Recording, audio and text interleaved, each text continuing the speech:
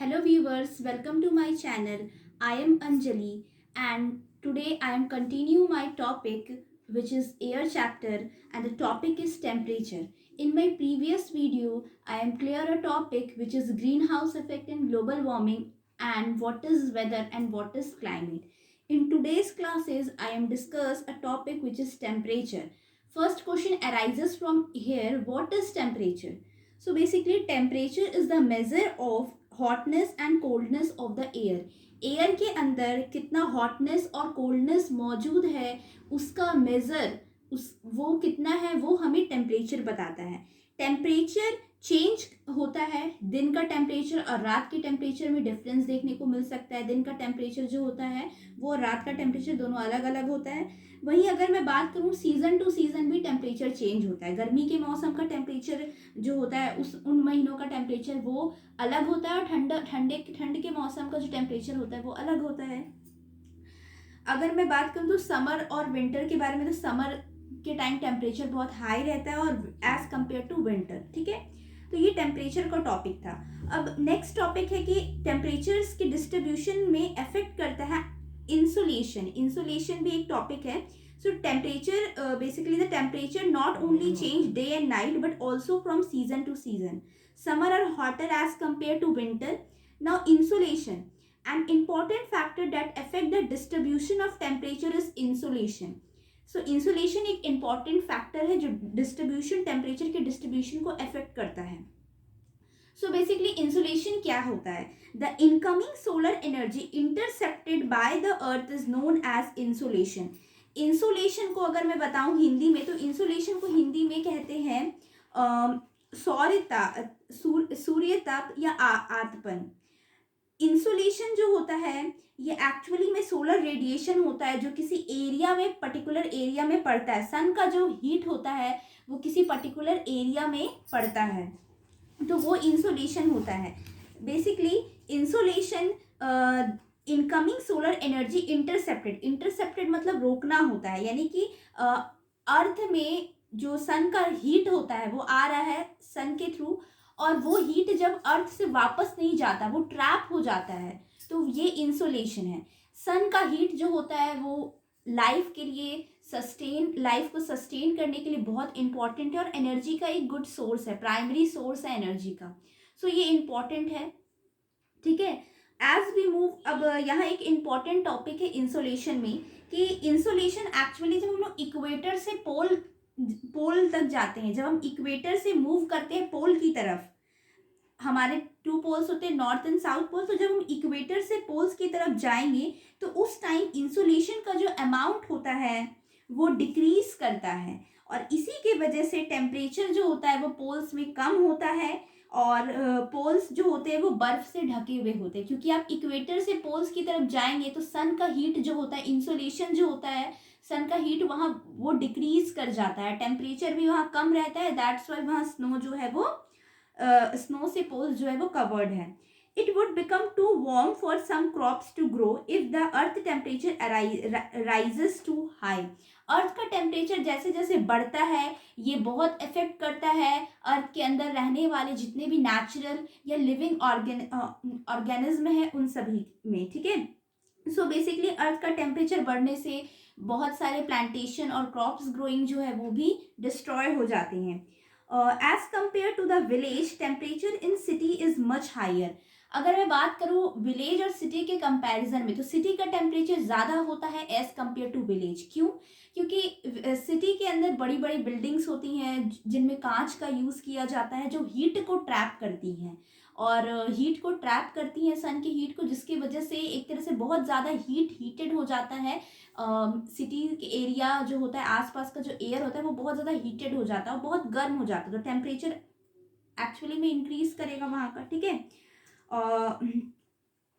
और नाइट के टाइम में यही हीट क्या होता है फिर रिलीज होता है. Also the temperature of the city rise due to crowded high rises buildings which trap the warm air. Now अब जो मेरा नेक्स्ट टॉपिक है वो एयर प्रेशर है, और टेम्परेचर के अंदर अगर मैं बताऊं तो टेम्परेचर का स्टैंडर्ड यूनिट जो होता है वो आपका डिग्री सेल्सियस, मतलब टेम्परेचर का यूनिट जो होता है वो एसआई यूनिट तो आपका केल्विन होता है, लेकिन टेम्परेचर का यूनिट डिग्री भी होता है, डिग्री सेल्सियस, ठीक है, जिसको एंडस सेल्सियस ने डिस्कवर किया था। और वाटर का जो फ्रीजिंग टेम्परेचर होता है वो 0 डिग्री होता है, और वाटर का बॉइलिंग टेम्परेचर, वाटर बॉईल करता है 100 डिग्री सेल्सियस पे, ठीक है। अब जो टॉपिक है नेक्स्ट वो है एयर प्रेशर। तो एयर क्या होता है, एयर प्रेशर क्या होता है? सो बेसिकली एयर हमारे ऊपर जो प्रेशर एग्जर्ट करता है वही एयर प्रेशर होता है। It would be surprising for you to know that air above us presses us with a great force on our body. Air जो हमारे आसपास मौजूद है वो हमारे बॉडी पे प्रेशर एग्जर्ट करता है। अब ये प्रेशर हम फील क्यों नहीं कर पाते हैं? ये प्रेशर हम लोग फील इसीलिए नहीं कर पाते हैं क्योंकि एयर का जो प्रेशर होता है जो ऑल डायरेक्शन से हमारे ऊपर आ रहा है, और हमारे बॉडी के अंदर अंदर का जो प्रेशर होता है वो दोनों इक्वल होता है। हमारे बॉडी के अंदर भी एक प्रेशर जो है वो, हमारे बॉडी के अंदर एक प्रेशर है और एक हमारे बाहर एयर के थ्रू हमें प्रेशर मिल रहा है। ये दोनों प्रेशर इक्वल होता है, स्टेबल होता है, तो डेट वाइज नेट फोर्स जो होता है वो हमारा 0 होता है। दैट्स वाई हम एयर जो हम पर प्रेशर डालता है हम उसको महसूस नहीं कर पाते हैं।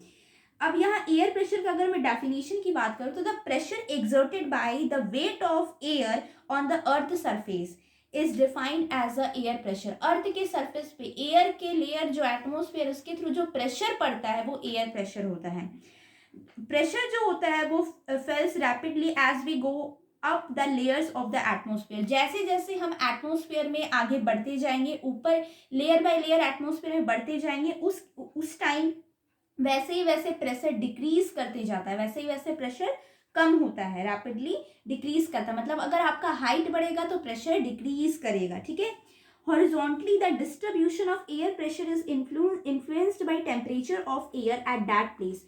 एयर प्रेशर जो होता है वो टेम्परेचर पे डिपेंड करता है। So basically the air gets heated and arises where temperature is high. अब देखिए एयर क्या होता है, जब टेम्परेचर हाई रहेगा एयर का तो उस केसेस में हवा क्या होंगी, गर्म होंगी। अब गर्म होंगी हवा तो वो गर्म हवा ऊपर जाएंगी, तो उस केसेस में लो एयर प्रेशर जो है वो लो एयर प्रेशर एरिया वहाँ क्रिएट होता है। जब टेम्परेचर क्या होता है, गर्म रहता है, जब टेम्परेचर ज़्यादा रहता है जिसकी वजह से एयर हीट करेगी और ऊपर उठेंगी, तो ये लो प्रेशर एरिया जो है वो क्रिएट करता है। The air gets heated and arises where temperature is high which result in low pressure area. Low pressure is associated with wet weathers and cloudy sky. अब जो लो एयर प्रेशर है उस time में cloudy sky और wet weather जो है ये conditions देखी जाती है। अगर मैं बात करूँ अब आगे की चीज़ों की, तो जो एयर होता है, the air is cold in area with low temperature, it's therefore heavy and heavy air shrink and create a high pressure area.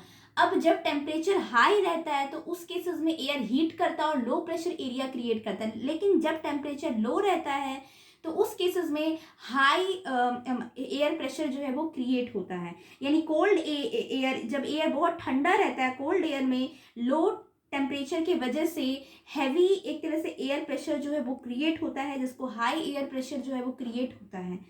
तो हाई एयर प्रेशर जो होता है उस टाइम क्लियर और सनी स्काई जो है वो देखने को मिलता है। So high air pressure is associated with clear and sunny skies. The air, अब एयर फ्लो कैसे करता है, तो air high pressure to low pressure area में फ्लो करता है। The air flows from high pressure area to low pressure area. तो ये एयर प्रेशर था।